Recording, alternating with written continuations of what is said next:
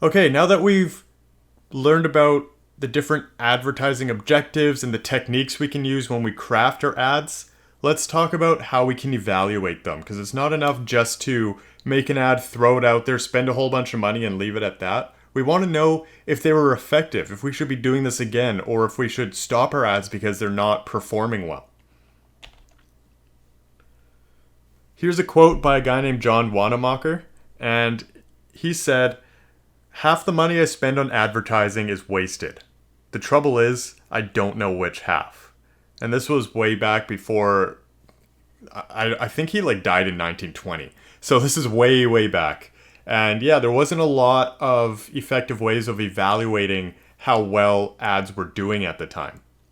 So it's this whole sentiment that you need to know how well your ads are doing so you can spend your money only on those ads and don't waste your money on anything else that doesn't work. Okay? So when we evaluate ads, we look at these things called metrics. And metrics are essentially, they're just measurements. They're measurements and values that demonstrate the effectiveness of marketing campaigns. And we're going to go through some of the main ones in a second here. You might also see something in business called key performance indicators. And these are specific metrics that best show how successful your entire business is doing. So sometimes you'll see some overlap between them, but just in case you ever see that term, KPI or key performance indicator. They're all metrics. Okay, so let's start talking about some of the main ones. And a lot of these have to do with digital advertisement because that's where we get a lot of this feedback and evaluation from. So first we have reach. And reach is essentially just the number of unique people who have seen an ad. 100 people have seen this ad. And then we have impressions. And impressions is the number of times total an ad has been seen. So maybe you have 100 unique people that have seen this ad, which is the reach. But if a few of them have seen it a couple times or more, then maybe your impressions would be closer to 130 or 140. So that's just the total number of times an ad's been seen, no matter who is the one that's watching it or seeing it. Then we have frequency. Frequency is the average times a person has seen an ad.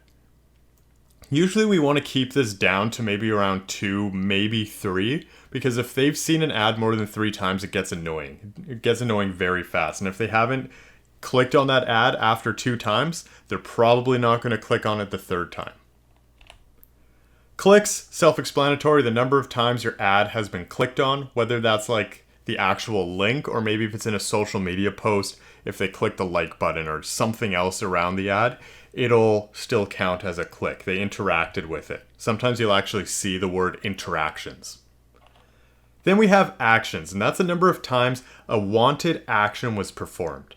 Right? When we went through the IDA model, we learned that actions wasn't just purchases. It could be downloads. It could literally just be clicking the learn more button. It could be subscribe. It could be follow, right? So we can track that. How many times, because of your ad, was a specific action performed? All right. Next we have CPM, which stands for cost per 1,000 impressions. And the reason why there's an M there is because it's cost per milla, which is that Latin word for when you have millimeters, that's 1,000th of a meter, right? So cost per 1,000 impressions. And this is essentially a quick way of seeing how much your advertisement is costing you to reach a whole bunch of people. And they just chose the increment of 1,000. Next, we have cost per click, which again is pretty self-explanatory. How much did it cost you for all of the clicks total that you received because of an ad campaign? And a cost per action. Now we're just calculating how much it costed us to get a certain amount of actions. All right, now we have something called click-through rate. And this is the percentage of people who see your ad and then click on it. Right? You're going to get people that see your ad and don't click on it. And if you compare that to the people that do, you get your click-through rate.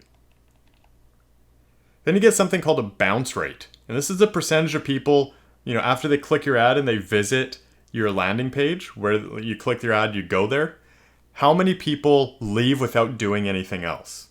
So if I click on an ad, I see the page and then I press back or I press exit, then that's called a bounce. So we're trying to measure how many people do that.